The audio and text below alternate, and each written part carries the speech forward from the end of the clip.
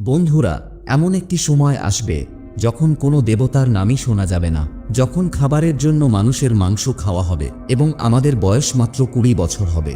এই সময়টি হবে সেই অভিশপ্ত সময়, অর্থাৎ ঘোর কলিযুগ। কলিযুগকে অন্য সব যুগের চেয়ে সবচেয়ে বেশি অভিশপ্ত এবং খারাপ বলে মনে করা হয়। এর শেষও অন্যান্য যুগের চেয়ে সম্পূর্ণ আলাদা এবং ভয়ানক হবে, যা শুনলে আপনার রুহ কেঁপে উঠবে।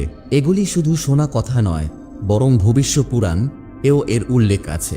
ভবিষ্য পুরাণ অনুসারে কলিযুগের শেষ দিনগুলিতে মহাপ্রলয় আসবে। সেই সময় পদে পদে শুধু অধর্মেরই রাজত্ব হবে। এই সময়ে মানুষের বয়স ধীরে ধীরে কমতে থাকবে এবং শেষ পর্যন্ত মাত্র 20 বছর হবে। অর্থাৎ আজকের হিসাবে যাদের বয়স 20 বছর, যাদের আমরা নতুন প্রজন্ম বলি, তারাই এই যুগের শেষে প্রবীণদের কাতারে চলে যাবে। সেই সময়ের 20 বছরের মানুষরা তাদের মৃত্যুর কাছাকাছি থাকবে। শুধু তাই নয়, মানুষের চুল 2 থেকে 3 বছর বয়সেই সাদা হয়ে যাবে। আজকের দিন দেখে আপনার মনে হতে পারে যে পাপ কতটা বেড়ে গেছে। ভাই ভাইয়ের শত্রু হয়ে যাচ্ছে। যেসব স্ত্রীরা তাদের স্বামীকে ঈশ্বর মনে করত, তারা আজ তাদের স্বামীকে অন্য কারো জন্য ছেড়ে দিচ্ছে। কিন্তু আপনি জানলে হতবাক হয়ে যাবেন যে এটি ঘোর কলিযুগের 1%ও নয়। যখন ঘোর কলিযুগ আসবে, তখন পাপীদের গণনা করা সম্ভব হবে না। সেই সময় শুধু অধর্মেরই রাজত্ব হবে। অধর্ম একটি ক্ষুধার্ত রাক্ষসের মতো, এবং সেই সময়ের কোনো মানুষই এর থেকে রক্ষা পাবে না। আজকের দিনে অবিশ্বাসী স্বামী বা স্ত্রীদের গল্প শোনা যায়, কিন্তু তারপরও আমরা আমাদের বাবা মা, পরিবার বা আশেপাশের অনেক সুখী দম্পতিকে দেখি যারা ভালো উদাহরণ স্থাপন করে। কিন্তু আপনি জানলে অবাক হবেন যে এমন একটি সময় আসবে যখন এমন একজনও মহিলা থাকবে না যে তার স্বামীর সম্মান করে। তারা সবাই পরপুরুষের সাথে সম্পর্ক রাখবে। এবং হ্যাঁ, সেই সময় 16 থেকে 17 বছর বয়সী মেয়েরা সন্তান জন্ম দেবে। একবার সেই সময়ের কথা ভেবে দেখুন, কতটা ভয়ানক সময় হবে সেটা। যদিও তখন আমরা থাকব না, কিন্তু কোনো না কোনো জনিতে জন্মে নিয়ে আমরা এই সব ঘটনা দেখতে পাব। এতটুকুই নয়, মহাভারত এও কলিযুগের শেষে মহাপ্রলয়ের বর্ণনা দেওয়া হয়েছে। মহাভারত অনুসারে যতই ঘোর কলিযুগ এগিয়ে আসবে, ততই ধর্ম, সত্য, পবিত্রতা, ক্ষমা, দয়া, বয়স, শক্তি এবং স্মরণ শক্তি কমতে থাকবে। প্রলয় এখানেই থেমে থাকবে না। মহাভারতে বলা হয়েছে যে যখন ঘোর কলিযুগ আসবে, তখন কখনো বৃষ্টি হবে না। সূর্যের তেজ এত বেড়ে যাবে যে 7 সমুদ্র এবং নদী শুকিয়ে যাবে। আবহাওয়ায় এমন পরিবর্তন আসবে যে তা বোঝা কঠিন হয়ে যাবে। কখনো তীব্র শীত পড়বে, কখনো তুষারপাত হবে, কখনো ঝড় বয়ে যাবে, কখনো প্রচণ্ড গরম পড়বে। গরম এত বেশি হবে যে পাতাল লোক পর্যন্ত সব পুড়ে ছাই হয়ে যাবে। তখন মানুষ দূরের পুকুরকেই তীর্থ বলে মনে করবে এবং গঙ্গা মাতাকে তীর্থের মর্যাদা দেবে না। পুরাণ অনুসারে কলিযুগে চালাক এবং লোভী ব্যক্তিকে জ্ঞানী বলে মনে করা হবে। এমন লোকদের মানুষ ধার্মিকও বলবে এবং তাদের পদাঙ্ক অনুসরণ করবে। সময় এতটাই বদলে যাবে যে শাস্ত্র এবং বেদের অনুসরণ কেউই করবে না। সব ধর্মগুরু তাদের নিজের স্বার্থের জন্য মানুষকে ব্যবহার করবে। তারা জ্ঞানের আলোচনা করবে, কিন্তু তাদের আচরণ হবে রাক্ষসের মতো। বন্ধুরা, কলিযুগের শেষ সময়ে মাটি থেকে শস্য উৎপন্ন হওয়া বন্ধ হয়ে যাবে। তখন মানুষ পূজা অর্চনা এবং ধর্মীয় কাজ করা বন্ধ করে দেবে। সব মানুষকে পাপীদের সাথে তুলনা করা হবে। এই ভয়ানক যুগে যার কাছে টাকা থাকবে না, তাকে অধার্মিক, অপবিত্র এবং অকেজো বলে মনে করা হবে। আর যার কাছে যত বেশি টাকা থাকবে, সে তত গুণসম্পন্ন বলে বিবেচিত হবে। তার ভালো বংশের পরিচয় শুধু তার টাকার ভিত্তিতেই করা হবে। টাকার জন্য এমন ব্যক্তিরা তাদের আত্মীয় এবং বন্ধুদের রক্তপাত করতেও দ্বিধা করবে না। দেখা যাচ্ছে যে আজকাল এই সব কিছু সত্যি হচ্ছে। মানুষ টাকার জন্য তাদের নিজের আত্মীয় এবং পরিবারের সদস্যদের রক্তপাত করছে। এই ঘোর কলিযুগের রাক্ষস কলি পুরুষ এর জন্ম হবে। বন্ধুরা, আপনারা সবাই শুনেছেন যে যখন যখন পৃথিবীতে পাপ বাড়ে, তখন তখন ভগবান অবতার নেন এবং ধর্ম প্রতিষ্ঠা করেন। কলিযুগেও ঠিক এমনটাই হবে। এটি তখনই ঘটবে যখন সনাতন ধর্মের উপর ভয়ানক সংকট আসবে। তখন মানুষের চিন্তাভাবনা খুবই নিচে নেমে যাবে এবং সমগ্র বিশ্ব সনাতন ধর্মকে ধ্বংস করার চেষ্টায় লিপ্ত হবে। এটি সেই সময় হবে যখন কলিযুগ শেষ হওয়ার কাছাকাছি চলে আসবে। তখন পৃথিবীতে ভগবান কল্কির অবতার হবে। ভগবান কল্কি অন্য কেউ নন, বরং তিনি স্বয়ং ভগবান বিষ্ণুর অবতার। অন্যদিকে রাক্ষস কলিকে সবাই তাদের ভগবান হিসেবে মানতে শুরু করবে। সে যা বলবে, কলিযুগের মানুষরা তাই করবে। কল্কি অবতারের জন্মের আগেই কলি পুরুষ সমগ্র মানবজাতির উপর আধিপত্য বিস্তার করবে।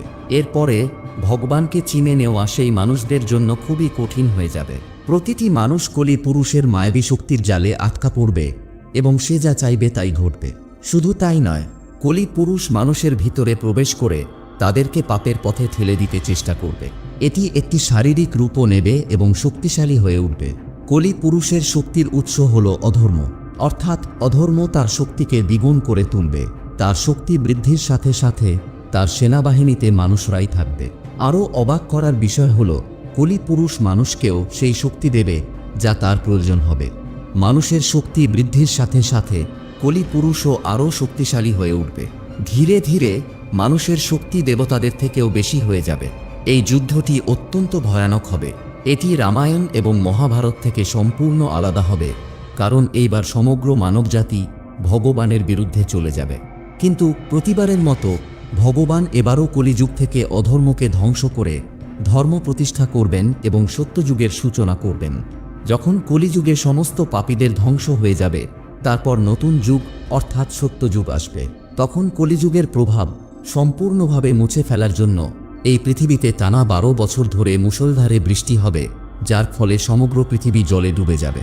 তারপর একসাথে 12টি সূর্য উদিত হবে এবং জলে ডুবে থাকা পৃথিবীর জল শুষে নেবে। তখনই এই বিশ্বে আবার জীবনযাপন সম্ভব হবে।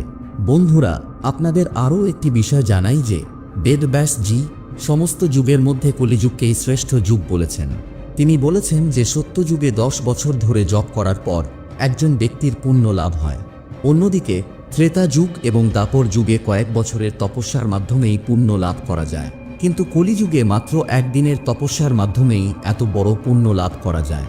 এইভাবে ব্রত এবং তপস্যার ফল লাভের জন্য কলিযুগই হল শ্রেষ্ঠ সময়। সত্যিকারের ভক্তির মাধ্যমে মানুষ ঈশ্বরের কাছাকাছি যেতে পারে। কলি পুরুষকে পরাজিত করার জন্য অনেক চিরঞ্জীবী ভগবানকে সাহায্য করবেন। অন্যদিকে রাক্ষস কলি পুরুষের সাহায্য করবে মানুষ। এটি শুধু ভবিষ্য পুরাণেই নয় বন্ধুরা, বরং অনেক আলাদা আলাদা পুরাণেও এর উল্লেখ আছে।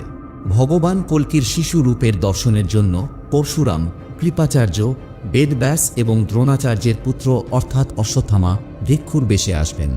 ভগবান কল্কির 3 ভাই হবেন, যারা তাঁর জন্মের আগেই জন্মগ্রহণ করবেন। এই সমস্ত দিব্য পুরুষদের মধ্যে একজন হলেন রুদ্র অবতার রামভক্ত হনুমানজি, যিনি ত্রেতা যুগ থেকে এই পৃথিবীতে আছেন এবং কলিযুগের শেষ পর্যন্ত অপেক্ষা করছেন। কলিযুগে এমন একটি সময়ও আসবে যখন হনুমানজি আবার ভগবান কল্কির রূপে রামজির দর্শন পাবেন এবং কলি পুরুষকে বধ করতে বিষ্ণু অবতারই সাহায্য করবেন। এরপরে শ্রীরামের দেওয়া বাক্যের মেয়াদও শেষ হয়ে যাবে এবং ভগবান শিবের রুদ্র অবতার হনুমানজি শিবের মধ্যে বিলীন হয়ে যাবেন। অন্যদিকে ভগবান পরশুরামও এই কলিযুগে জীবিত আছেন, যিনি ভগবান বিষ্ণুর ষষ্ঠ অবতার। পৌরাণিক কাহিনী অনুসারে ভগবান কল্কির গুরু পরশুরামজি হবেন। বলা হয় যে তিনি আজও মহেন্দ্রগিরি পর্বতে তপস্যায় মগ্ন হয়ে কল্কি অবতারের জন্য অপেক্ষা করছেন। ভগবান কল্কির 2টি স্ত্রী থাকবেন। প্রথমটি হলেন লক্ষ্মী স্বরূপা পদ্মা এবং দ্বিতীয় স্ত্রী হলেন বৈষ্ণবী শক্তি রূপা রমা। ভগবান রামের অবতারের সময় দেবী বৈষ্ণবী ভগবানের সাথে বিবাহ করার জন্য কঠোর তপস্যা করেছিলেন এবং শ্রীরাম তাকে কলিযুগে তাঁর স্ত্রী হওয়ার বর দিয়েছিলেন। কল্কি অবতারের 4 পুত্র থাকবেন, যাদের নাম হবে জয়, বিজয়, মেবল এবং বলাহ। বন্ধুরা, বলা হয় যে ভগবান কল্কির বাহন হবে সাদা রঙের ঘোড়া, যার নাম হবে দেবদত্ত। তিনি ঘোড়ায় চড়ে পাপীদের ধ্বংস করবেন এবং ধর্মের পুনঃপ্রতিষ্ঠা করবেন। ভগবান কল্কি ভক্তদের সঠিক পথে চলার জ্ঞান দেবেন এবং ধর্মের নামে সর্বত্র ছড়িয়ে থাকা ভণ্ডামি ধ্বংস করবেন। পুরাণে বলা হয়েছে যে কলিযুগের শেষে ভগবান এই অবতার গ্রহণ করবেন এবং অধর্ম ধ্বংস করে আবার ধর্মের রাজ্য প্রতিষ্ঠা করবেন। তো বন্ধুরা, আপনি কি মনে করেন যে আমরা এই সময়ের দিকে এগিয়ে যাচ্ছি, নাকি আমাদের এখনও সংশোধনের সময় আছে? আপনার মতামত কমেন্টে জানান।